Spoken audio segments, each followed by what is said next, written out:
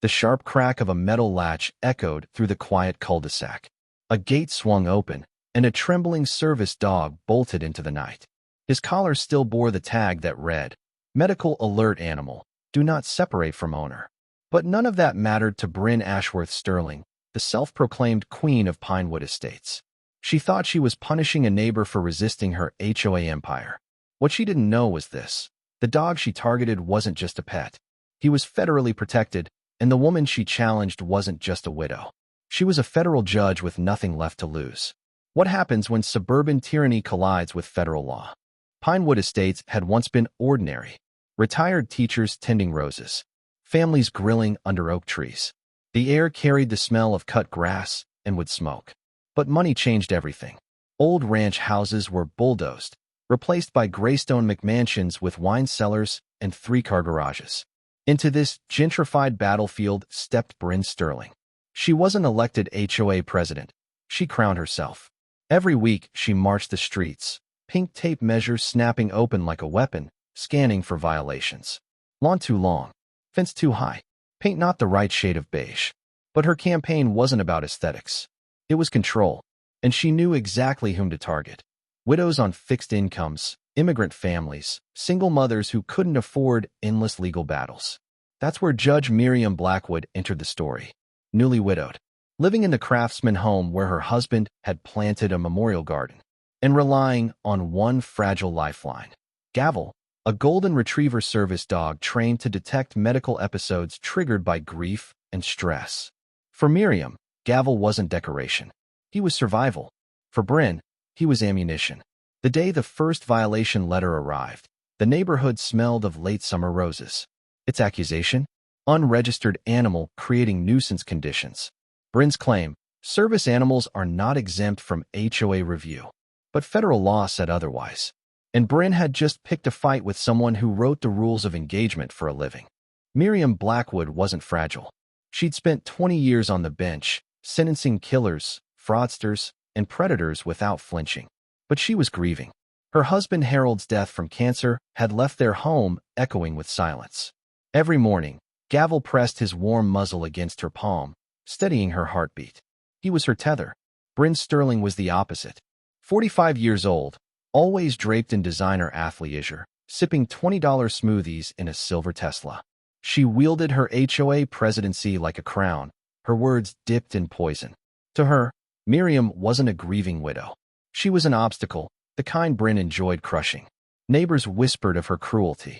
The Rodriguez family forced to sell their house after Bryn fined their religious garden statue into oblivion. A single mom charged $300 for her children's chalk art on the driveway. Elderly residents bullied until their homes were sold at losses to Bryn's developer friends. And now, the service dog violation. Miriam's hands trembled as she read the letter, not from fear, from rage. Because Bryn wasn't just threatening fines.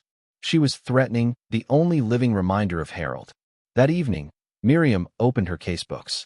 Federal statutes on service animals glowed on her screen. The law was clear. Bryn wasn't simply overstepping. She was violating federal protection. The judge and Miriam wanted to fight legally. The widow in her wanted revenge. And as she stroked Gavel's fur, she knew both sides were about to collide. The letters came daily. Thick envelopes, stamped final warning. Each one carried new accusations. Gavel shed too much hair. Gavel's harness wasn't aesthetic. Gavel's presence made the neighborhood unsafe. Neighbors shook their heads, but stayed silent. They'd seen what happened to dissenters. But Miriam documented everything. Photographs, security footage, statutes highlighted in bright yellow. Every baseless accusation added to her growing arsenal. Then came Bryn's escalation.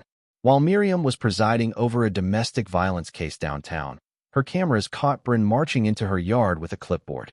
She snapped photos of Gavel through the window. His vest clearly marked service animal. That night, Gavel didn't greet Miriam at the door. He was gone. The back gate hung open. The panic was immediate. A search party swept the streets with flashlights. Hours later, they found him, collapsed near a storm drain, paw bleeding, panting from terror. He'd been chased. The vet confirmed injuries consistent with machinery, leaf blowers, lawn equipment. For Miriam, the truth crystallized. This wasn't harassment. This was attempted destruction of her last lifeline, and Bryn had crossed from nuisance into felony. Word of the injured service dog spread like fire. Neighbors rallied, holding justice for Gavel signs. Donations poured in for his recovery. What Bryn thought was intimidation had become public outrage. Channel 7's investigative team arrived. Security footage aired on the evening news. Bryn trespassing, the gates swinging wide, landscapers chasing Gavel. The public's verdict was immediate. Outrage turned viral. But Miriam wasn't relying on sympathy. She built a case. Formal complaints to the Real Estate Commission. Civil rights violations outlined for the Attorney General. Evidence packages delivered to federal prosecutors. Behind closed doors, Miriam gathered allies. Walt Henderson, a neighbor who'd lived there since the 60s, produced files of residents Bryn had harassed. Pat Donnelly, a retired FBI agent, revealed financial records. HOA funds siphoned into Bryn's personal accounts. Insurance applications riddled with lies. It wasn't just about a dog anymore. Bryn had orchestrated an entire system of fraud and intimidation. And now, her target wasn't just a widow. It was a judge, an FBI veteran, and an entire neighborhood united by outrage. The breaking point came on a crisp autumn morning.